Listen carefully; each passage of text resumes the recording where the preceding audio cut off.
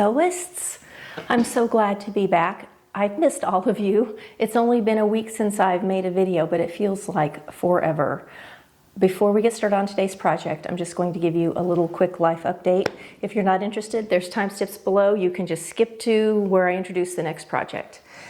Since I saw you last, I had the dreaded virus. My husband went on a little business trip and everyone there had it, evidently, or at least 12 people came down sick.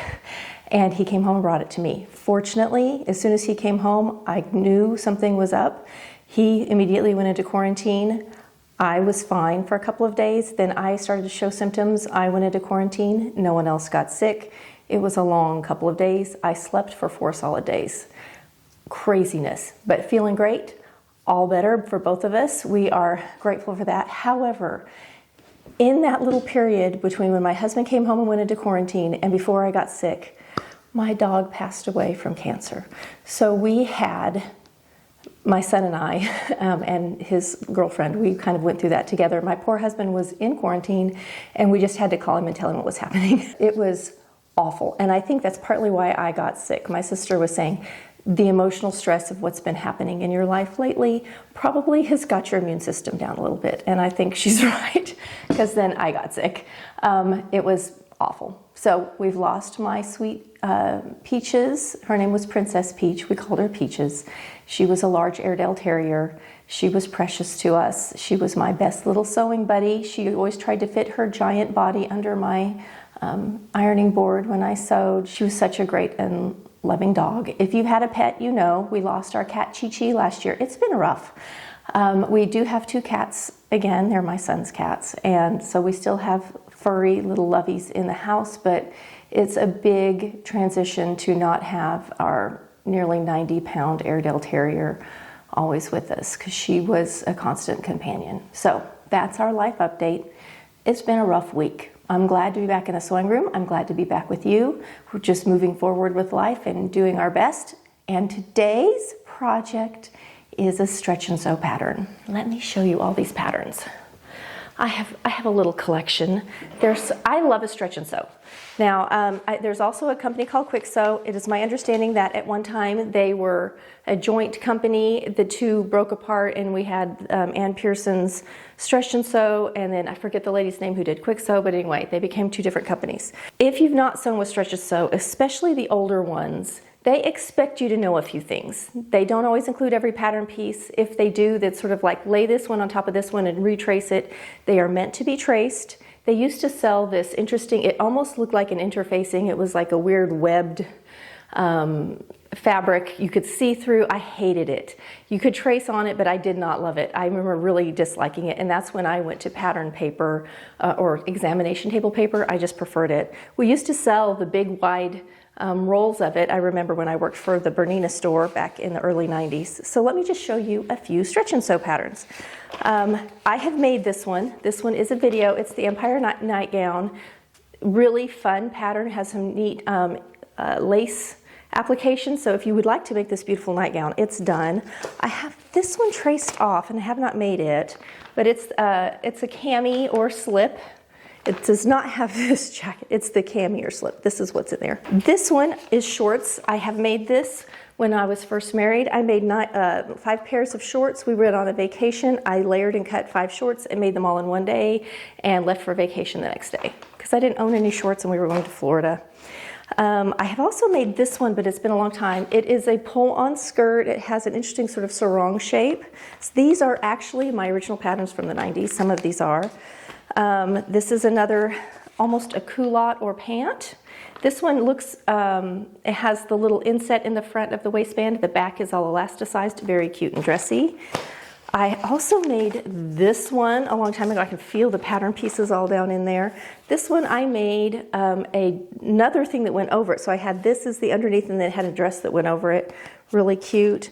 I remember loving that they had capsule wardrobes like this. So this one, it looks like a whole lot, but it's like 5 pieces that you can do a lot of things with. I also made this one. I remember this was so cute, this little dress. And then I just bought 2 new patterns to add to my collection. I bought this It's a golf and tennis skirt. I loved the interesting piecing here, so you could do some fun color blocking. I think this is so cute. I'm excited to try this. I love that it has all the sizes because I could definitely make this for my daughter and I could make this for me. So that one's really cute. But today I have got this beautiful gray cable knit that I bought a while ago. I'm sewing up some in my stash. And it's heavy, it's lovely. We're going into fall. Look, I'm actually wearing a long sleeve shirt for once in Oklahoma. We're gonna be in the 70s, but it was in the 60s, so I'm pretending it's warm. We've actually had 3 days of rain. If you're watching this on early November, you probably saw, because I live in Oklahoma, we've had another rash of autumn tornadoes in Oklahoma City. I lived in Oklahoma City for 17 years and I'm very familiar with the area, especially when we talk about Sooner Road. We lived near there on the south end of Sooner Road. We knew people who were impacted again. I mean, it's almost impossible not to know somebody if you've lived in the area that long. So keep Oklahoma in your thoughts because it's been another devastating storm season. It's been rough. This is today's pattern.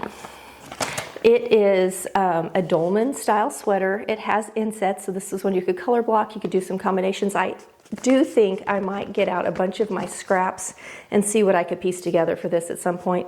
But today I want to do sort of a classy sweater. And I want to do view B. I'm going to put up here my concept. Because I have this cable knit and it has this inset, there's really no reason to have cable knit with just a seam down it. But I thought I could turn the cable sideways. So this is what I was thinking, and I hope I don't hate it. I'm hoping that it looks intentional and fun. That's my hope. The way the pattern is made is it has the sleeve portion or the sides. You cut 4 of those, and then it has the front inset and the back inset exactly the same. It has a neck piece you put in to cut out the front and leave the back alone.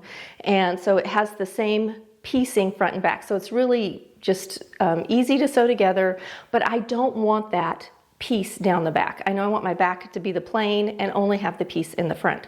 So I married the two when I made my pattern. I overlapped them and at the seam allowance and made just one big pattern piece. This is Dolman, so there's no sleeve to inset. The sleeve is part of it. It looks like this. The other thing that they do, instead of giving you a pattern piece to cut out your ribbings or your neck, your cuffs, and your hems, is because they expect it to be done out of a ribbing fabric, out of a totally different fabric than what you're working with.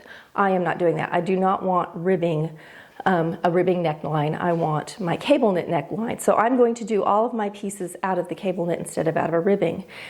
Ribbing is tighter and stretchier usually than what you're working with, which is why it makes nice cuffs and necklines, etc. So it just tells you cut 5 inches and a 2/3 less than the piece that you're cutting with. So you have to do math. I did my math and I made actual pattern pieces. Made life a little easier. Otherwise, write down your math on your envelope. I noticed because this is a used pattern, the person actually did write down their math up here after figuring it out so that if they made it again, they didn't have to remath. Makes good sense. So now that I've said all that, I have got my pattern traced. I'm ready to cut out. So I'm going to go ahead and lay out. I'm hoping if I have enough, I'm going to make just a plain, straight little elastic waisted skirt to match. We'll see if I have enough. I think I have 3 yards though, so I think I have plenty. We'll see. Let's get cutting. So I don't have directional fabric. So here is my full back piece. And you can see, here's the original, hopefully you can see my pencil line. Here's the original pattern piece, and then I've overlapped to make it all one pattern piece, and then I've lengthened everything 2 inches. I'm just long-waisted, and I always need just a little extra length. So there is the back as a solid piece cut on the fold. Here is my front side. This is the top. That's the hem at the bottom. This is the sleeve. Oh, as I'm saying that, I don't think that's right. That's the sleeve. I remember I had to piece together at the sleeve. This is the hem. Oh gosh, I gotta make sure I got that right before I put this together because I will have it going the wrong direction. I think I have it backwards. We'll try this again. Okay, Glad I caught that. So here's my side. This is where it's going to get stitched together. This is the sleeve here. That's the hem down there where I've added my 2 inches. So these are my first 2 big pieces. I've got to cut my inset going cross grain, and then everything else is going to be cut kind of going like this. So down here, I don't know if I'm going to have enough to make a skirt. I don't have as much as I thought. I might have enough to make just a big scarf though. So I'm going to pin and cut these 2 big pieces out, and then I'll roll it down, and I will show you how I cut out the next part. This is a dark charcoal. I'm going to just serge it all together in black. Because of how it's put together, there's no actual hemming. Everything has a ribbing type, or a cuff on it, so I don't have to do any hemming. This is a garment that can be 100% sewn at the Overlock machine. I love it when that happens, which is how I'm going to do it today, and it's going to go together fast. It also has 1/4 inch seam allowance, assuming you're putting it together at the Overlock. If you want to sew this on your sewing machine, you will either use an overlock stitch on your machine if you have one. If not, you just need a zigzag. You can put this whole thing together on a zigzag on the 1/4 inch seam allowance. I have folded cross grain. So this is my little center front panel that's going to have my cable knits going across. I cut the cuff up in this little corner after I got the big back out. There was a big corner piece that got the cuff in. This is my waistband. I need this doubled, or I need this on the fold. This is my cowl. I only need one. So I'm just going to cut this out. I'm going to open this up and cut the cowl out of that, and then I'll see where I stick this in. I'm not getting, I thought I had another whole yard of fabric. Don't have as much as I thought, so definitely not getting the skirt out of it. This is a Serger only project. So I moved my camera around. We'll see how it goes. We'll see what you guys think of this. I hope it goes well. Let me get out my directions. I always like the way their directions are done. It's like a little booklet. For piping, do they show piping on here? I did not even notice. For piping, cut 4 strips of jersey fabric. So if you want to add interesting little piping in your seam lines, that's definitely an option. Yeah, they all go together the same for the most part. Just double checking. Again, we have 1/4 inch seam allowance. Sorry, I'm making a lot of noise. Our pattern. So I'm going to find my front inset that's got the ribbing going the opposite direction, and I'm going to clip it to my front, which is right here. Now, because of this Dolman sleeve, I almost cut my front sides wrong. I almost cut them on the wrong grain line. So do mark that grain line. It saved me. It looks so similar. So if I look at it like this, see that shape? Looks the same as that shape, but the measurements are not quite the same. One of these is the top of the shoulder. The other one is the seam for the center front. So that grain line saved me for that. So I didn't accidentally cut the whole thing wrong. Would have been a tragedy. I often do not do a lot of pinning when I am sewing up here by myself. Because of the grain line, I can tell which directions things go.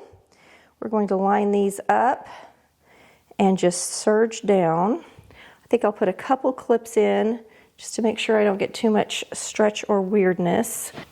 I have made another vintage shirt very similar to this in that it has the contrast ribbing and neckline and stuff. I'll put a little picture of it right here if you'd like to sew it. It is, I'm pretty sure, a quick sew pattern. It is so cute.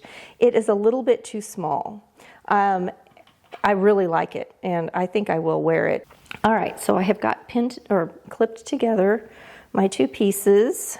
So all I'm doing is putting the front inset and the 2 sides together. Now, if you decide to do the insets front and back, you're going to do this for your front and your back. Make sure you in some way mark your front from your back. They're so similar that it will be easy to get them mixed up. Not that it's going to matter. It's all going to go together. It's the same side pieces either way.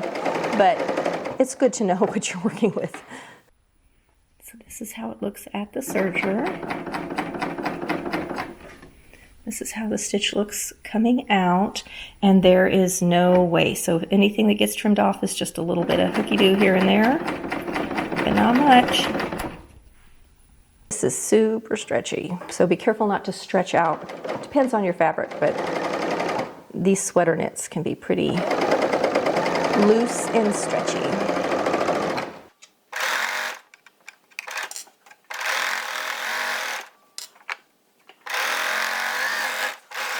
All right, so there's one. I'm being really careful not to stretch out that neckline. I don't hate it. Good news. Okay, now I'm going to do the other side. Let me look at my time. It is exactly 10 a.m. right now. We'll see how long it takes to get this done.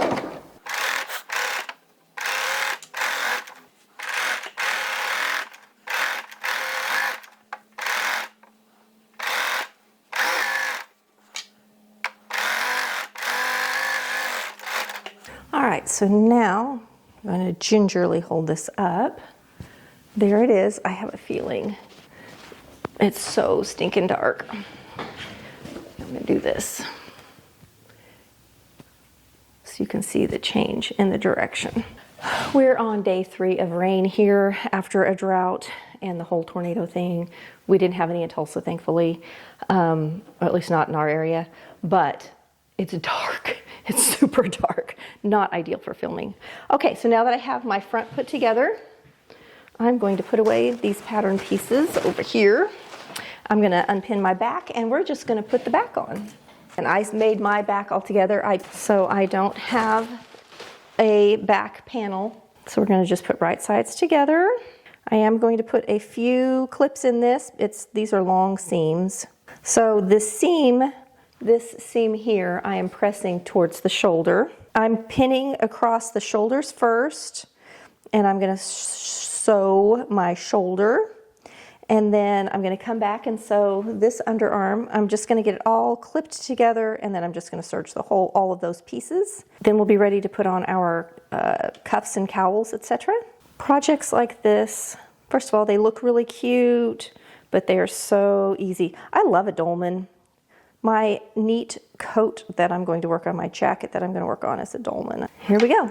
And again, be real careful not to stretch out that neckline. I moved my serger back a little bit so I can use my table to support my project so that it doesn't get pulled and stretched. Also trying not to pull or stretch at the machine.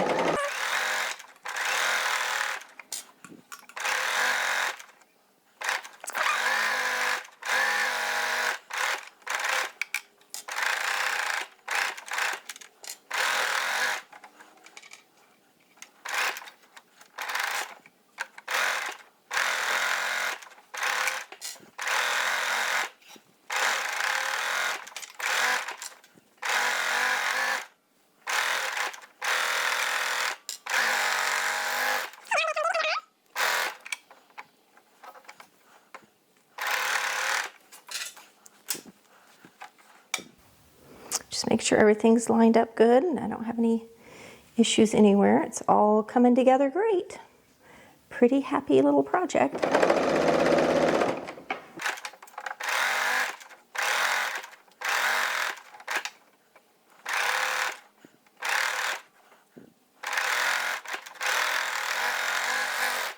All right, now we're going to come around and do this side.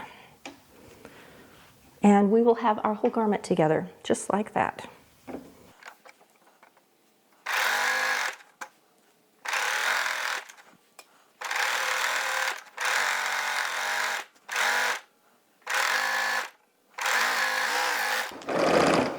All right, we have a whole shirt put together. I'm going to trim out this at the neckline where it's still joined a little bit. There we go. Okay, now we're going to take all of our cuffs and collars and waistbands, and we're going to fold them back on themselves so they're all circles. So I'm going to have 2 cuffs, 1 waistband, and 1 mock turtleneck. I made my cuffs smaller than it recommended because they're always too big for me. I always struggle. They're always loose. So make sure you put right sides together. We're going to make 2 little cuffs.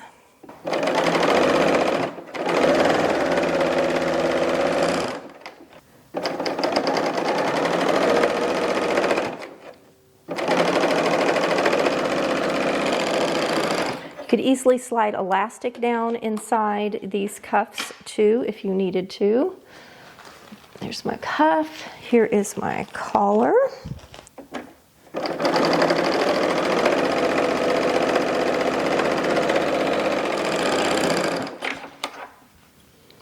And now the waistband. I'm just folding them right sides together and serging it into a tube. I made my waistband not quite as tight. Again, just personal preference.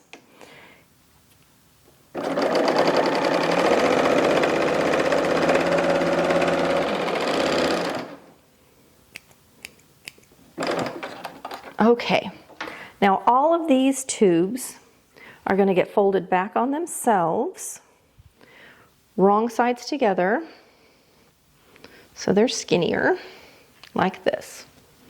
I'm going to start with the collar because I don't want that neckline stretching out. So I'm going to get the collar in first and then come back and do the rest. Collar's the one I'm most worried about. We're going to quarter this, so I'm going to line up that seam, and that seam is going to be, you should put it either on the shoulder or the center back. I'm going to put it on the center back, because then it makes it easy when you're getting dressed. You can look for that seam. So I'm going to take my shirt, and I'm going to find my center back, and I'm going to put a pin in it. I'm going to find my center front and put a pin in it. This is called quartering. So I have a pin in my center front and my center back. Now I'm going to pull those and find the halfway point, which will not be the shoulder seam. It will be offset from the shoulder. It's usually in the front because the front necklines dip down to make room for our anatomy. And it's about 1/2 inch into the front. Okay, now that I have got my neckline quartered, I'm going to do the same thing for my collar piece. Here's my center back, which is the seam. Here's my center front, and then we'll match it up. We're going to do this for the cuffs. We're going to do this for the waistband. Now I'm going to match up all my pins. So center back to center back. Line them up on top of each other, and now I'm going to switch from pins to clips because it's so thick. Okay, and now center front, center front. All right, so now I have my quartered neckline. I'm just going to serge it around. I'm going to start in the back. I'm going to put the collar on top and the shirt on the bottom. The shirt is larger, and by doing that, it allows the feed dogs to naturally help ease in any excess ease. So we're just going to lay this down here. It's this thick. I'm working with sweater knit, so there's a lot of layers here. Lift up my foot. I do not have my knee lifter on my overlock. Right now is when I wish I did. This is the area when you're doing these 3 layers that you could accidentally miss one of the layers and get a little hole. So you want to really look at what you're working on. You will be stretching the collar slightly, but not the shirt.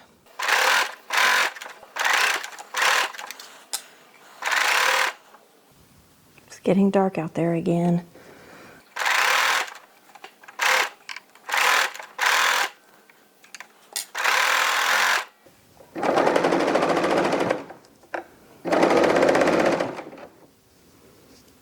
The shoulder seams are pushed to the back. So when you think about those seams, you want them going that direction.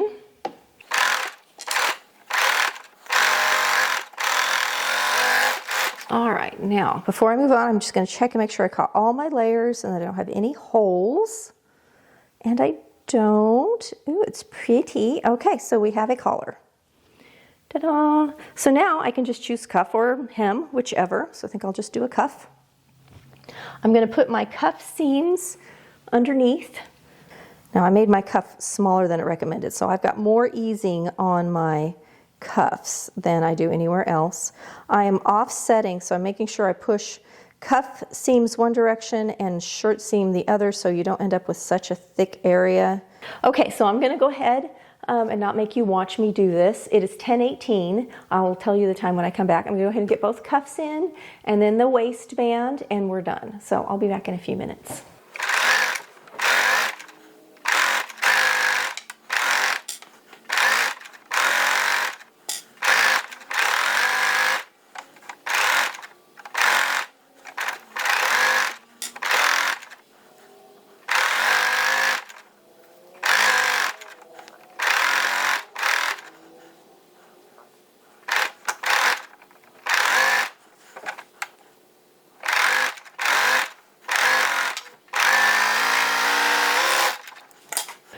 Tornado warning issued for.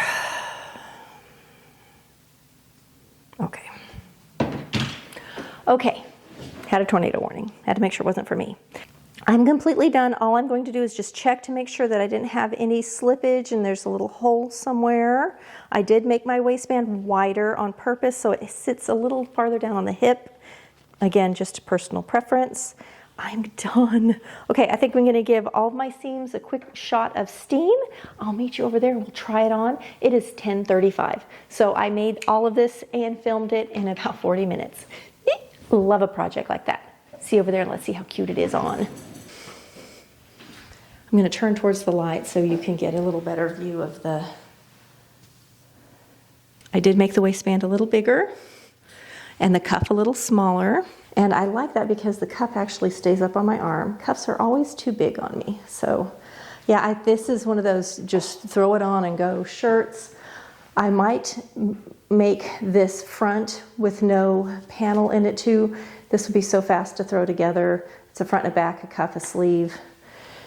You could make it longer if you don't want to have a little waistband, if you'd rather just have it hang like a tunic. This is easily adaptable. That's what I have to say about this. Let it adjust. I think you can see, can you see it better? Just trying to make it so you can see how cute it is. Okay, if I get close like that, you can kind of see it. We just don't have enough light right now. It's just so dark. Okay, so about 40 minutes of sewing-ish. I'll see you next week for another fun video. Well, friends, I was just mentioning tornadoes in the video and I'm editing and we just had to take shelter here in Tulsa, sadly. But all clear, all good, just a little scary. We're safe. Back to editing.